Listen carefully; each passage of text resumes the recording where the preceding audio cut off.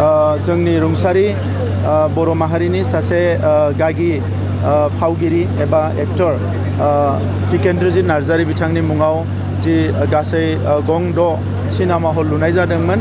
बे सिनेमा हलनि गिबि सिनेमा हलखौ दिनै बेखेवनाय जाबाय सेरफांगुरियाव।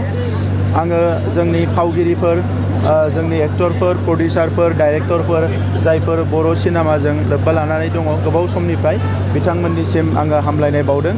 आरो बे सिनेमा हल गं 6 लुखांनायनि उनाव आरो गं 4 लुनायनि प्रप'जेल दङ। बिसाया बर' सावथुन मुलुगखौ जोबोद अर्गेनाइज खालामनानै आवगायलांगासिनो दङ। बेखौ माखासे डिसिप्लिन रुल रेगुलेसननि गेजेरजों आवगायलांगासिनो दङ। आरो जोंनि फावगिरिफ्राबो एबा जोंनि एक्टरफ्राबो जुदिअबा नांगौ बायदि हयथ' मुलाम्फाखौ मोनाबो जानो हानाय, थेवबो जोबोद गोसो होनानै जोंनि बर' सावथुनखौ जोबोद जौगाहोगासिनो दङ। आं बिथांमोनखौ साबायखर बावदों।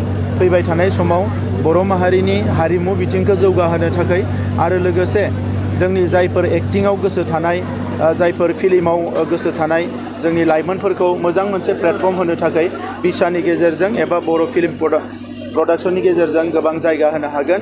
आरो बे गासैबो सिनेमा हलखौ जोंनि बर'जों लोगोसे बेवहाय सोरबाफोर सिनेमा बर'नोब्ला एबा नेसनेल इन्टारनेसनेल सिनेमाफोरखौ दिन्थियोबा बेखौबो दिन्थिनो हागोन। आरो डिजिटेल सिनेमा हलखौ ओरैबायदि मोजां मोनसे स्टेन्डार्डआव लाबोनाय जादों जेराव नट अनलि सिनेमा, बेवहाय माखासे कनफारेन्सिंबो खालामनो हागोन।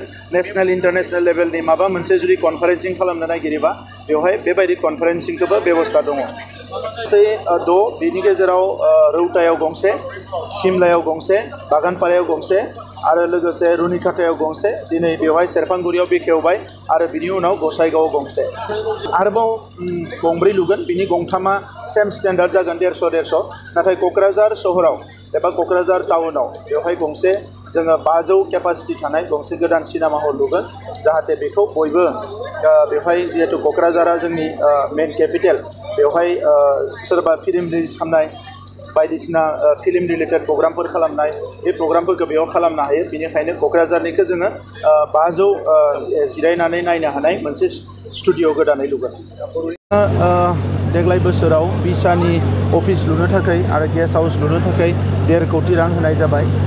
बिसाया फिल्म एवार्ड जिखौ बानायबाय थायो, बोसोरफ्रामबो खुङो। जों बेवहाय राङारि अनसुंथाइ एबा मदद होगासिनो दङ। फैबाय थानाय समाव जोङो जिखिनि फिल्म बानायो एबा फिल्म बर'नो, बिथांमोननोबो राङारि अनसुंथाइ एबा मदद होनो थाखाय पलिसि लादों। नाथाय बेखौ मोनसे बर्ड दानायनि गेजेरजों जों बेखौ मावफुंगोन।